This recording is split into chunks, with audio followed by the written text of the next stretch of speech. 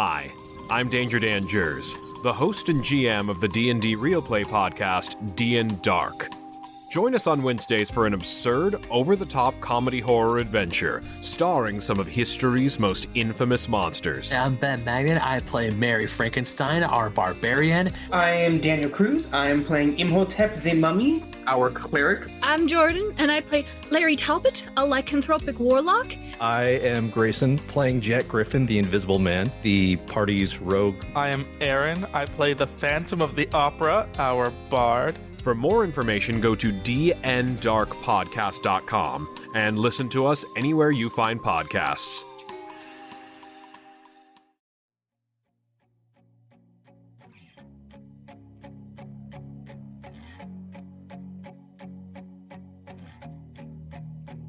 Welcome to Side Quests, your high-octane distraction from those other podcasts. We're a pen and paper RPG audio show featuring chatter about rules and how to master them, epic world building, player investment, and interviews with the people who make the games you love.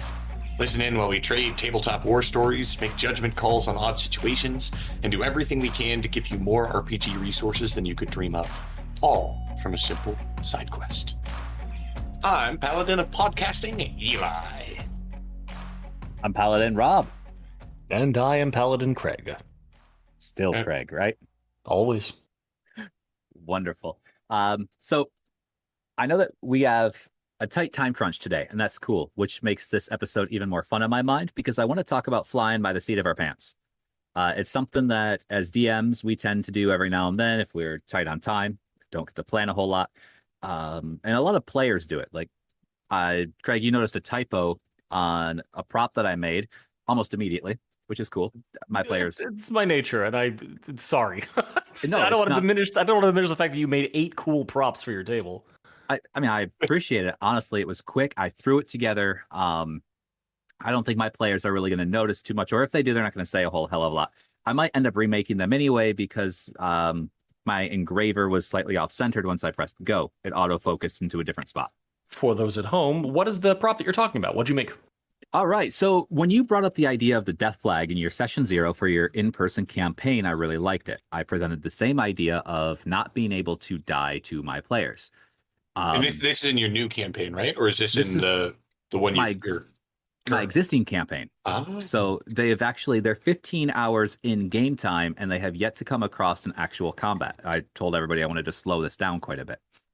So prior to their first combat, I presented the idea to them, and unanimously, they all voted for it, which is different because, Craig, you said unanimously your party voted against it. Yeah, when I finally presented it to them, I forget if I mentioned it on the podcast last time. Yeah, I spelled out the idea. I said, what do you guys think? And they were like, no, we don't care. It's okay. Death is cool. I was like, oh, all right, sweet. Here we go. Right. Now, I got an interesting question. Yes. Are either of you going to change your encounter creation, or are you going to change anything about what you've already created now that you are not going to or are using the death flag? I wasn't going to change anything beforehand. No, Cool. I'm not going to change anything. The idea is once they hit 0, they get knocked out like Saturday morning cartoons. And then I like the idea because I'm trying to push my players into more character-driven stories, so they need to be alive for them to do that. Dying every 3 sessions is usually how it turned out because I don't fudge rolls, and I'm generally kind of hardcore. I play a lot of Grimdark, so this is new for me. It's new for them. They all jumped on the bandwagon, and I intentionally made it enticing. I was playing with a few ideas, Craig, that you had mentioned. Sometimes, depending on where you get when you play your death flag, there's usually some sort of bonus for it, etc. Mm-hmm. I thought do it 5e style, give them advantage. They can roll whatever die they want twice, take the better of the 2. But instead, I made it as lucrative as possible, and I'm giving them an extra 1d6 on every effing roll they make in combat. Cool. So whether it be damage, attack, saves, skills, doesn't matter. Combat's going, you get the extra 1d6. And I had a feeling that that was enticing enough to get my players to jump on it, which means they're alive so they can develop their characters more. Does that mean that it's no longer possible for them to effectively roll a natural 1 on anything while that flag is up?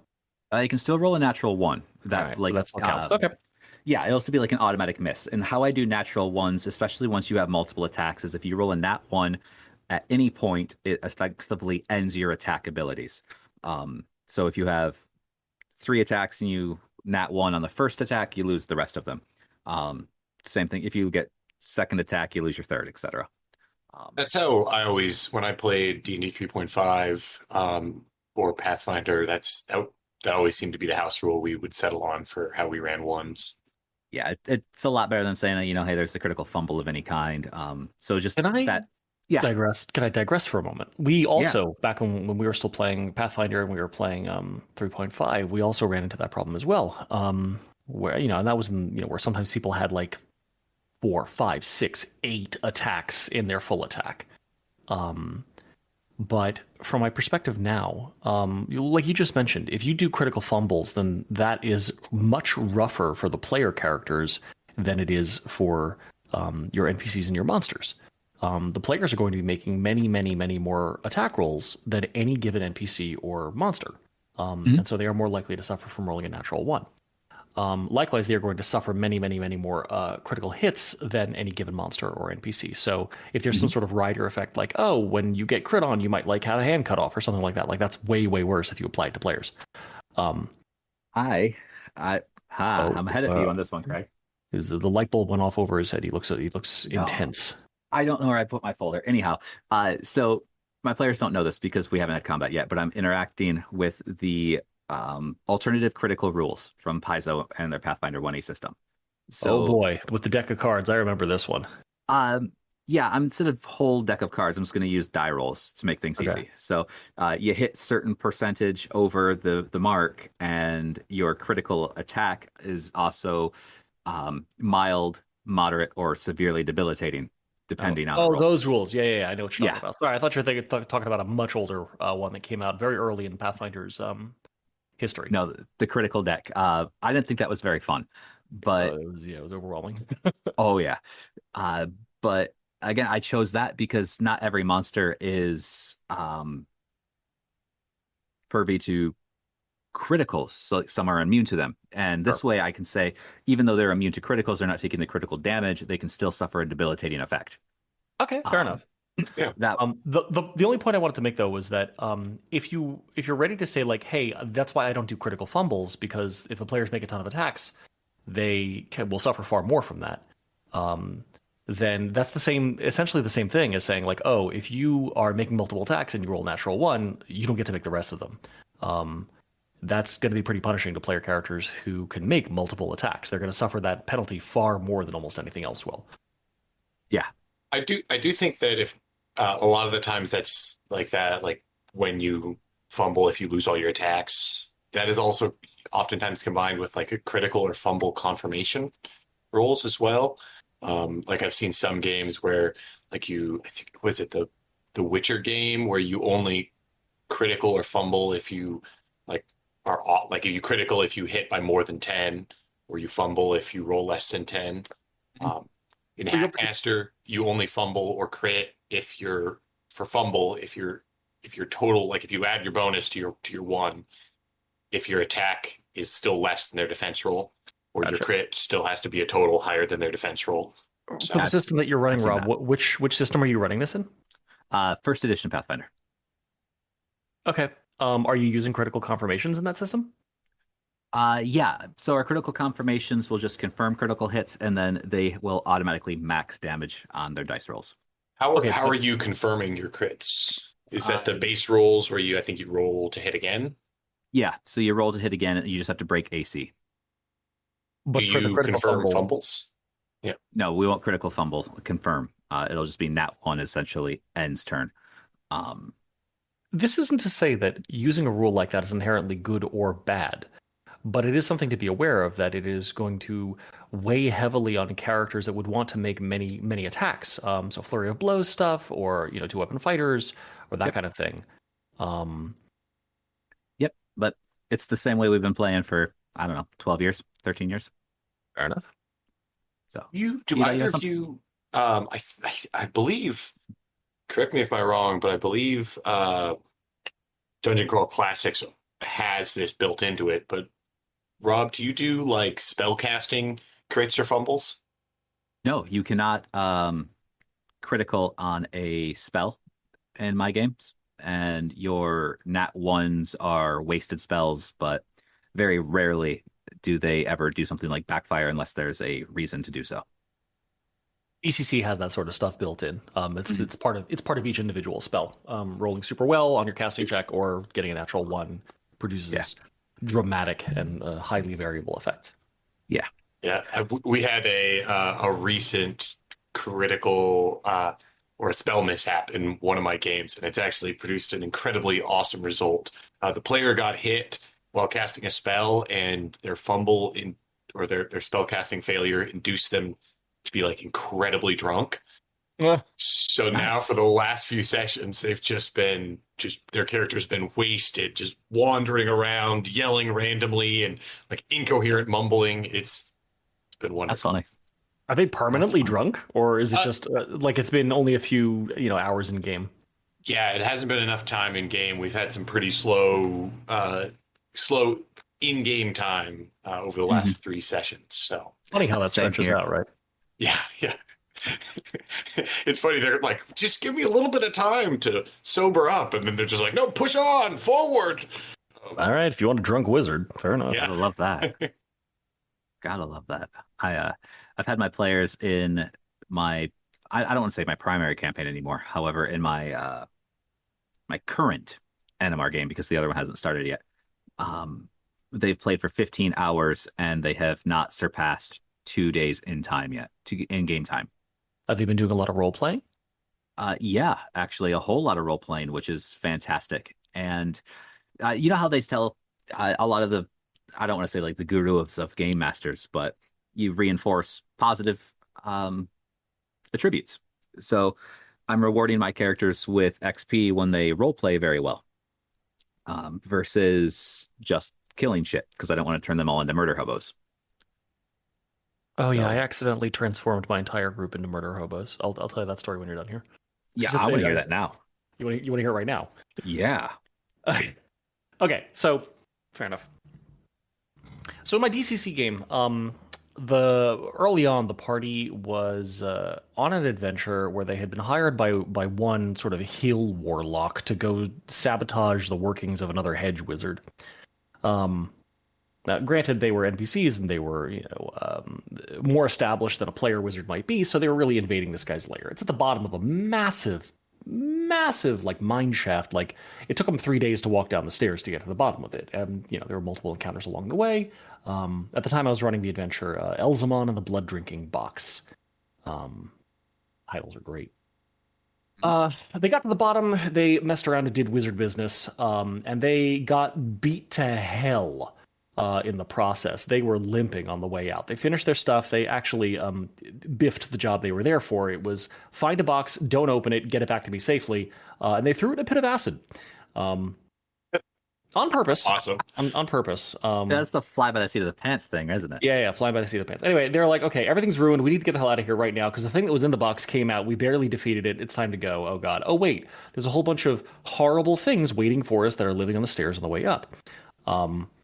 And they were approached by a spirit who was around the area at the time. I know at least one of them definitely listens to every episode of this, so I'm still trying not to spoil this for him. So, podcast episode audience of 1 at the moment.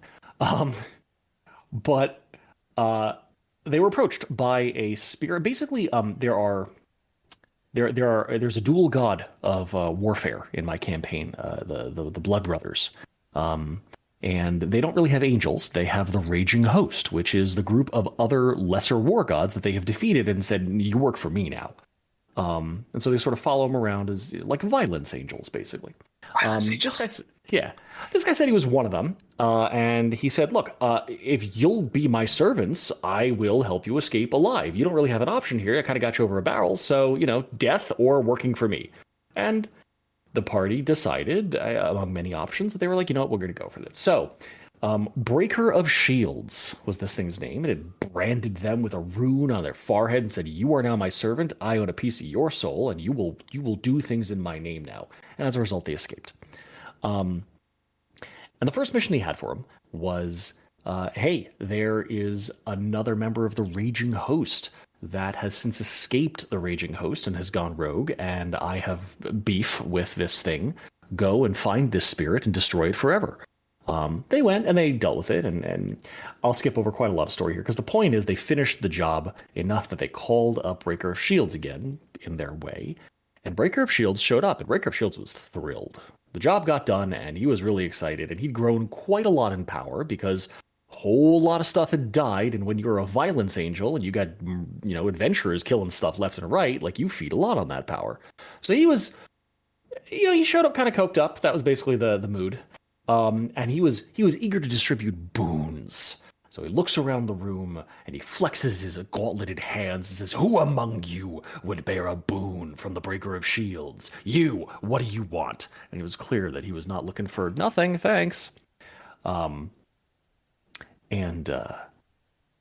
the first one said, "Well, I'm really just in this for the money. That's why I'm here. I got your symbol on me." So Breaker of Shield said, "Okay, I'll give you the boon of blood money." And now every time this player character deals any damage whatsoever, that number of coins appears in his pockets. But if he ever takes any harm, that number of coins vanishes from his personal money. I like that. If he doesn't have the cash, he takes double the damage that he can't afford to pay out. So all of a sudden he's walking around dripping with bling to make sure that he doesn't just suddenly crumple like bad origami. I like that. If I may ask a clarifying question, please interrupt this monologue. If you have 4 gold in your pocket and you take 5 damage, do you double the 5 damage, or do you double the damage that isn't absorbed by coinage? You double the damage that isn't absorbed by coinage, or treasure if you happen to have like a 400 gold piece armband on or something like that. Will it absorb magical items that have gold quantities? Sure. The thing is, so like they won't take bonus damage until they're naked? I mean, it's got to be treasure. It's got to be coinage or treasure. And the thing is, if you have a pristine diamond and it's worth several hundred gold, and all of a sudden some chunks are missing out of it, like, that's going to be a bit of a hard sell. It's like, yeah, it's diamond, but like half of it is eaten away. That's what the hell? This is cut like crap. Like, what's going on with that? The thing is, like, the 2-digit numbers that are going to get swung around for damage, it's not going to unbalance the game. They're not going to suddenly, like, have so much gold that it breaks the game. DCC can't really be broken by suddenly having a massive amount of treasure or not enough. And so it was fun to pass out because it seemed like it would touch on the character's interests. And then it kind of got away because there were 2 more boons. One of them was the wizard was like, "Well, look, I don't want to have a giant rune on my head anymore, but I still want to represent you, obviously. I can't get out of that. So what do you do?" And he's like, "Great, you can have the boon of battle." Now, all of the wizard's spells do fire damage. Like extra fire damage. Even if they weren't spells that did damage before. Oh. Yeah. So this character just picked up Locate Object, which is going to be an interesting... not a lot, just enough to, start fires, that kind of thing. And that's the easy way to locate an object. Oh, just follow the fire. Briefly, yeah. Smoke the last signals. one, and this, sorry, what was that, Rob? Smoke signals. Yeah, who knows? Oh, yeah, it's got spider climb and a magic missile, easy. Spider climb? Locate object, not sure. Detect magic? Well, okay. We're going to see how this plays out. The last one might have been the most extreme, and that's actually one I'd love to hear your thoughts on. So the last one was the warrior. The warrior who I've mentioned before, Edvar. Oh, we love Edvar. He'll be thrilled to hear that. Edvar sort of didn't really want a boon from this because he's not super thrilled about working for this Breaker of Shields character. And he said, "Well, he's just like 70 years old. He's a 70-year-old farmer. He's still swinging a weapon, but he doesn't want to do this forever." He said, my arm kind of hurts from swinging this flail all day. Maybe if I had like a bigger hammer or something. And Breaker of Shields, again, blitzed out of his mind on newly acquired power, looks at him and says, "Oh no, you'll fight for me till the stars gutter." Grabs him by the face and burns a rune into his forehead. When he pulls his hand away, the 70-year-old man is 20 years younger. And he says, "You have the boon of ages. You will age a year every day. But every time you kill something," and then I leaned sort of out of character and said, "you'll regress in age a number of years equal to the hit dice of the thing you just killed." Oh. That is going to be wild. They were immediate. It took 10 minutes before they started debating whether or not, not that they would, but if they were, how would they start purchasing people to stab almost to death and then feed to the warrior? So we went straight to war crimes, just immediately. Is Edvar a human? Everyone in this particular campaign is a human. Okay. So that's kind of a tight band. How old are they now? Well, Edvar's 50. They didn't all get every boon. I don't think it's ever been specified, but only Edvar in this particular case is specified. Yeah, he's about 70 years old. Now he's 50. Well, that's going to be interesting. It'll definitely make any time jumps difficult to handle. We're not really doing time jumps, but they were like, okay. Good. Well, the immediate concern was like, okay, and then Breaker of Shield said, the next thing I need you to do is go pursue this. We're going to play the Jewels of the Carnifex is the next adventure, and the Breaker of Shields named that and said, okay, go to this city and pursue this mystic element of another godling that I wish to absorb. Find them and bring them to me. And they were like, oh, okay, buddy, because what are they going to do? Argue with him on the point? I mean, they could have. That would have been fun, but they didn't. And then it was like, okay, but that's a month of travel on foot away. And Breaker of Shield said, good luck, bye, and he just left. So they're trying to figure out, like, how do we get him there without him turning into, dust? I think this was a great boon. Because all three of them are actually great boons. I want to hear your takes. I know it was a little long-winded, but like, did I go too far? What do you think? Would you have done this in your games? Like, do you think it was too much? What's up? I think they're great. I think they add because none of them are going to kill the players. They all have added benefits, and they all have something that makes everything just a little bit more complicated. Complicated is what I was going for. I was hoping that it would provoke more complicated decisions. Yeah, not complicated. Like sometimes adding more complication can be a real bad thing, but in this case, it all seems interesting. Are there aging effects in DCC? Like, no one's ever survived long enough for that to ever matter. But well, no, like that's not what Rob's laughing. It's not what the game's generally about, lasting long into your twilight years. No, you've been eaten by a lizard man. Like that's, but that kind of stuff abounds. There's rules for that in Pathfinder. There's rules for that in the old DMG. That's everywhere. So if we get to the point where it's like, hey, dude, you're 90, like we got to roll some stuff. I didn't. He wasn't really harassed by old age, given that he was 70. So I wasn't about to like suddenly dump a bunch of them on there. But if he starts getting up into like 80, 90, we're probably going to be like, all right, that hammer's getting a bit heavy.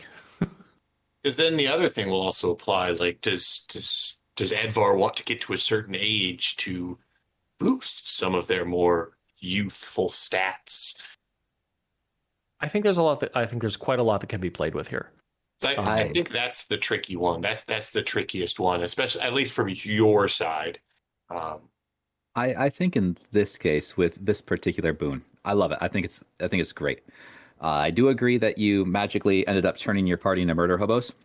They were like, if we like stab a toad, do we get money from the toad? Should we start collecting farm animals? It's like, oh my god, guys. Technically, based on how that was worded, that would work. I did clarify that the life thing and the money thing have to come from basically sapient creatures. They have to do them to things that could be considered people. And the bar for people, by the way, is could it theoretically wear pants and can they theoretically pay taxes? If the answer is yes to both, they're a capital P person. I can justify that for a goat. So, Craig's like, how? I'm like, oh, it's no, yeah. Just turning the gears here. Yeah. So yeah. Oh, yeah. Sorry, you go, Rob.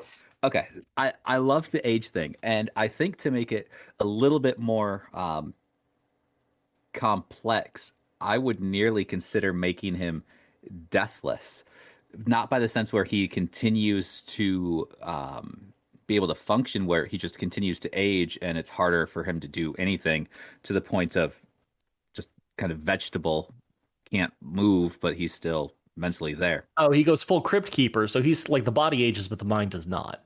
Yeah. Okay. Yeah. Interesting. just so that way he can always like get his body back. But if he pushes it too far, now he's got to make checks in order to just do physical things. That seems like the kind of thing a devil demon would wiggle into some kind of pact. Like this is going to get really bad, and you don't know about it till you get there. Because then it's a little bit almost like a torture as well. What I'm kind of hoping to do here is that this thing is a hopped up extraplanar creature of battle, of slaughter. And it wants to encourage its servants, and it thinks of them as disposable servants, to spread the bad word and do a whole bunch of really nefarious stuff in its name, and to reap the benefit of that. I think doesn't you really set want him to up torture for that. them. But I hope. But the thing is, like, I'm hoping that I've either set it up where they're like, this force is compelling us to do this nasty stuff that we would not normally be inclined to do, and so we either need to find a way to become okay with that, and character growth happens, or we need to go out on our own and figure out a way to break this link we have to this thing so that we're not beholden to it anymore. Because it's pretty clear if they're like, screw you, go to hell, we're not doing this. It's like, I guess you can make that choice, but I still own a chunk of you, so you're serving me one way or another, either in this life or the next. So, are they currently like on the high of these boons, or are they trying to find some way out of it at this point? So Edvar is, I think its player actually is kind of pissed about it, or at least not thrilled about it. Not in like a nasty way, but just in like a, wow, that's rough. That's going to be hard to find my way through, and I respect that. We talked a little bit about it, but I think he's game. The blood money one, that would be Yardak. Yardak, I don't actually have halflings in my world, but the DCC class is halfling, so he's just unusually. He's Danny DeVito is really what we're going for here from It's Always Sunny in Philadelphia. Awesome. Except he got shape changed a little bit from a Wild Surge in the last game, so now he's 5'8", but he still has the same weight as a halfling when he was 3 feet tall. So he's just Anyway. Now he's like normal size, right? Aren't halflings on a little bit of the chubbier size? Yeah, but he got all stretched out. He was like 3.5 feet tall, and now he's 5'8", but he kept the same weight overall. So we got like a Slender Man thing. Like that kid from Willy Wonka, Mike TV. Yeah, there you go. Yardak's thrilled. He's like, great, I can get rich stabbing. It's fantastic. He's walking around with a solid gold chain that he looted in the last thing, just draped around his neck like stabby Mr. T. Yardak's thrilled. And we're gonna find out how the mage, Lavinia, the mage, is really gonna play this one out. Did you intend to go like evil campaign? Not at all. And in fact, I don't even consider that this is particularly meant as an evil campaign. I don't think they're actually going to go out and start purchasing chattel slaves to stab up and then put on the chopping block. I don't think they're going to go that far. The players, bless their hearts, I just don't think they have it in them. Maybe Lavinia's player. I would bet money the rest of them. they're gonna. So I would bet money that they're gonna have fun with this for a little bit, and then they're like, all right, we should probably try to get out of it now. We're gonna see. They're actually the next adventure takes them into a city, where previously the other ones have been in a mostly the wilderness or the distant outskirts of civilization. So they're gonna have a lot more other forces to contend with. Other things like there's a guard now. They have to worry about like, hey, are you the murderers we're looking for? I don't know. Come here and find out. That kind of stuff. Is that oh yeah? Is the symbol? I'm sorry, Eli. I was wondering if the symbol is just easily recognized. So it's funny. The place that they're particularly going to has a strong concentration of a lot of different worshippers of different faiths. A lot of different, lesser gods. So most places, Breaker of Shields sigil is not a particularly recognizable thing. Maybe some, esoteric demonologist or other sort of thing might recognize it. But at this point, they look like there's something that. Oh yeah, I forgot to say. So the not halfling Yardak, when he got this boon, he got full on, face palmed by the Breaker of Shields, and so that rune now extends basically from the top of his eyebrows back to about midway back down his skull, and it burned off all the hair, and it's still sort of lightly glowing like banked coals, and his eyes turned molten metal gold. So. They're full on going to like the you ever play Fable, the evil path? Like you start shifting around to look like. Yeah. They don't necessarily match that, but you start putting stuff on them and seeing like now what happens next. Now what are you going to do about it? I don't think they're going to commit to the fully evil lifestyle though. I don't think that I don't think that's their jam. I think they're going to be like, all right, we're starting to get recognized. This is weird. I'm excited. I'm really excited to find out what happens. Me too. I'm super excited that your players all have maybe slightly different opinions on how they feel about these boons. Oh, for sure. I don't know if you had it previously in this group, but I really appreciate when there's internal conflict between a party.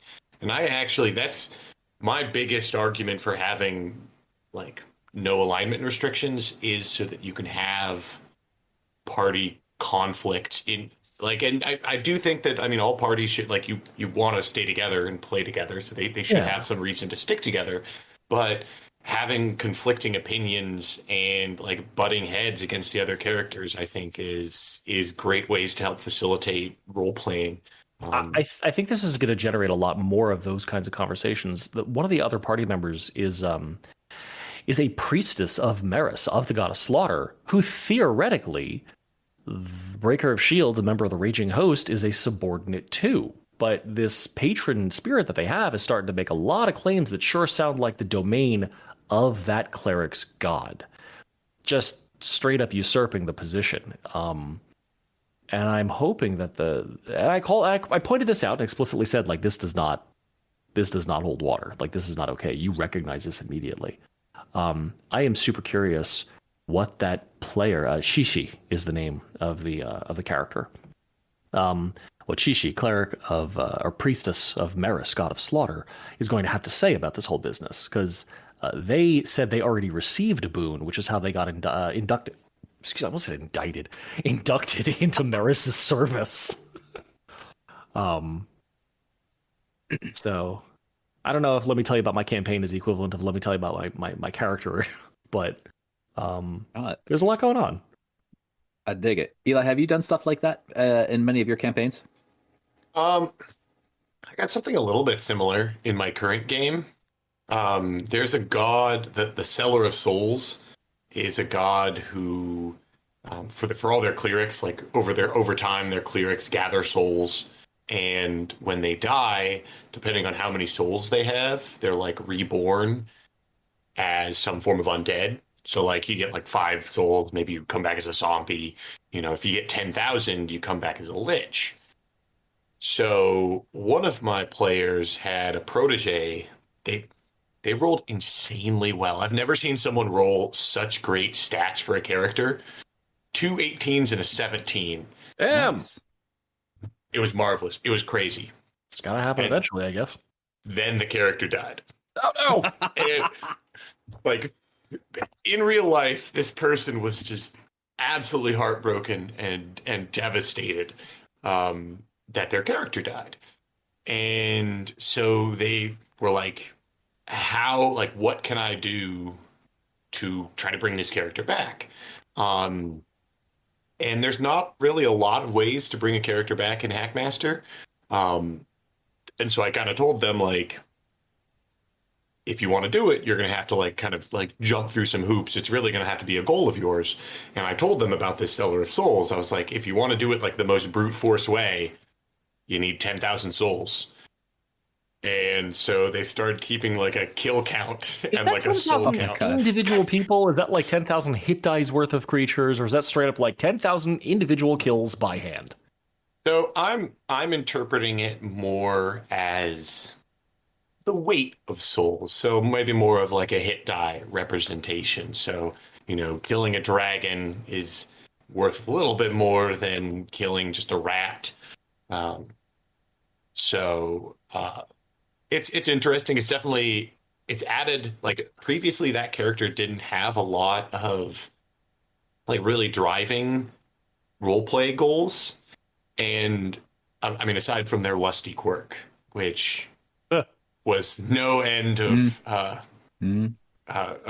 interesting role playing, but this kind of made them a more 3-dimensional character for sure. And so there's been a lot more role playing around this just because of their goal to now collect 10,000 souls. Are they taking it seriously in terms of a narrative thing, or are they like, well, let me go find a couple of anthills and a pot of boiling water? It's like they came up to a witch's hut and they found all these frogs and they're like, these frogs seem a little bit too smart.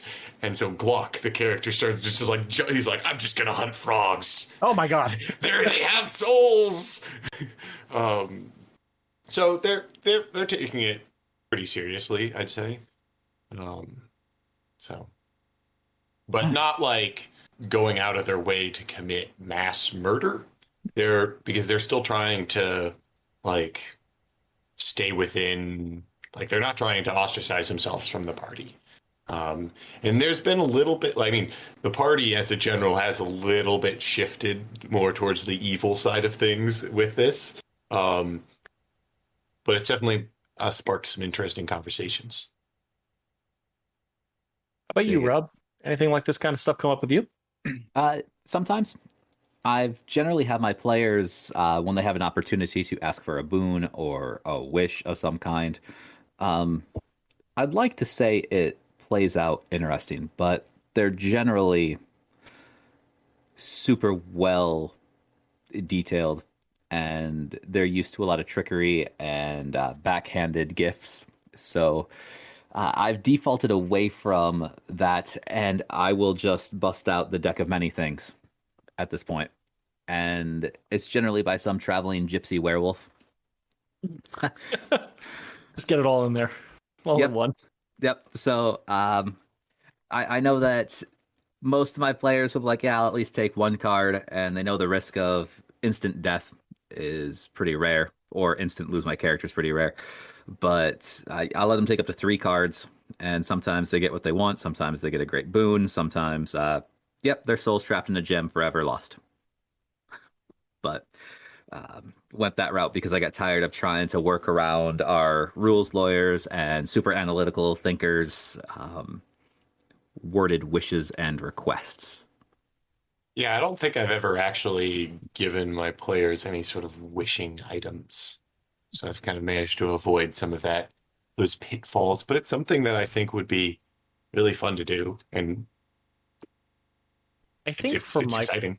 I think for my players, for most of my players, I think the most fun that I could, like, I love the idea of just giving a wish. It'd be like, yeah, it's not a gotcha wish. Like, you're gonna get what you wish for. It's a boon. You earned it. But if it's like one of the ones where it's like, yo, this is super dubious, I think I could have a lot of fun if I turn to them. It's like, it's from a Rakshasa or something who's like down to play a little bit or something to that effect. But they say like, I'll give you a wish. I'm going to interpret it in the way that's the most fun for me. But take as much time as you want wording it so they know what the challenge is, and then they can take the time to play with it. I think that would be the most fun version of that. I think right now, for my current campaign, if I was to go that route, it would allow me to say, cool, we can pin the rest of this, and then I will give you back next game kind of how the wish will be granted. Because that's what they're going to be expecting this time around anyway, because we're going slower routes. Gives everybody a little more leeway. I think I can have more fun with it now. I'm more than willing to try, but they're at level 3, so not ready for that yet. This puts me in mind of something that's coming out soon for Mothership, actually. So this fairly rules light sci-fi horror game. It's oh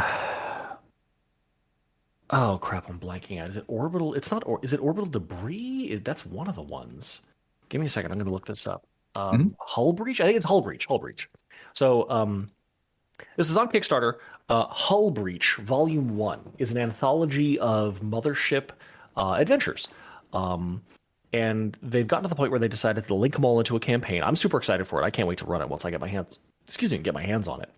But one of the things that's coming with it is a stack of corporate contracts. Each one of them was drafted by an actual lawyer who specializes in contracts, and they are essentially puzzles for your group to get looped into and then read the contract and say, how the hell do we get out of this? Where are the loopholes? I'm super, like, it comes on legal paper, like you can print them out and you can like, or tear them off and like have them sign it, but like, It's just like, yeah, you could do a salvage job, and it's split between the surviving members of the salvage team. And like, I haven't seen any of the actual contracts yet, but I am incredibly excited for what that's going to look like. Can you dig You up a might have link for just- us? You might have just convinced me to back that Kickstarter just with that. It's long since back, but I'm sure you can find a way to get a copy of this. Like, it's not out yet, but like, I'm super stoked for this. But you're saying you have access to the backer kit. I don't know what you're talking about. Okay, Craig, can you make sure we have a link for that so we can get that up? That way, at least our listeners can see the Kickstarter. Of course. I think that'd be really fun. Speaking of Kickstarters, I recently backed the just within the last few days it ended, but the Cowboy Bebop Kickstarter. What is that? What is Cowboy Bebop, or what is their game? Wait, what is it? Is it a Cowboy Bebop RPG? Yeah. Oh, the anime. Okay, cool. I didn't know if it was like some sort of like pun on like the name of it. But okay, they're doing an official RPG. What system? It's their own system, and that's actually why I was I think they released a play test, like a very rough play test a while ago with some of the like the design of the characters, and I thought it was very interesting. And I thought it had like a very like the way each session or each adventure is supposed to go. They had like a very interesting way of lining it out. Where like as the adventure goes, I think it's like success, like tasks get easier as the adventure gets like more intense. I'd have to reread. It's been a while since I've looked at it, but it had a very interesting like character, like way the characters were created, and it had a very interesting way of lining out how to play it, and I thought that was very interesting. Like a very procedure heavy thing, something to directly mimic the like narrative beats of the show. Not necessarily procedure heavy, but more they had like lots of guidance on how to make the game feel like the show. Cowboy Bebop. And Give us a link. We'll check that out. We'll put that in the thing underneath the podcast as well. And yeah. I mean, I am a big sucker for thematically designed game systems. I absolutely hate when people just hack games into other systems where they're just like, oh, we're playing Star Wars, but it's using D&D 5th edition rules, or oh, this is I very much dislike that stuff, especially now when there are so many games out there that like handle everything so differently. Like even in the Star Wars RPG realm, there's like the D6 game, there's the D20 Star Wars, there's Fantasy Flight Games, now Edge Games, Star Wars system. And I'm a big fan, although I like the D6 ones and I always play it at cons, I'm a huge fan of the Fantasy Flights game system, just because the way they've created it, it feels like Star Wars to me. So. Mechanics absolutely contribute to the feel of the system. It is also my firm belief that it is not enough simply to take one system and use it for a different theme. All these things matter quite a lot. I've been running into that problem a little bit because I've been trying to build a few, like I'm a huge DBZ nerd. Sure. I grew up with it, and it's a guilty pleasure at this point, even in my late 30s. But I've tried to build it on a few different systems, and it doesn't seem like anything captures that same essence. So I completely agree when you're looking at this, trying to shoehorn a specific theme into a pre-existing game that's going to build around a theme on its own. It gets difficult, but to say that I haven't had a good time with some of it, some people get it right, but it seems to be more of an individual person than a published kind of thing. DBZ, for what it's worth, is super hard to do a game for, I think. I think there's at least one, possibly two official attempts at a DBZ RPG, and as far as I remember, this is very faint, they all stink. Yes. I think... Have you found the official ones and tried them out? I have, and I don't like them because they still don't... They are missing something, and I've been trying to correct it, but I've been so busy working on a million other things that the template is done, but the content is lacking. So maybe one day I'll finish it, release it for free. Greg, we know that you've got some things going on tonight, so why don't we wrap up pretty quick? So we don't hold you up. We don't hold our listeners up. Anybody want to say something beforehand? I hope your holidays are tolerable at worst and delightful at best. If you're looking for a holiday present, gift your game master a new system. Just something wacky, something new. I strongly recommend Ninja Taco Panda. That's a good one. Yeah, I've played that. Yeah, it's good. All right, guys, check us out on Facebook, Epic Table Games, and check out the website, epictablegames.com. I'm going to hopefully be getting a blog post up soon, so read that and send in voice messages. Later. Adios. I love you. Bye.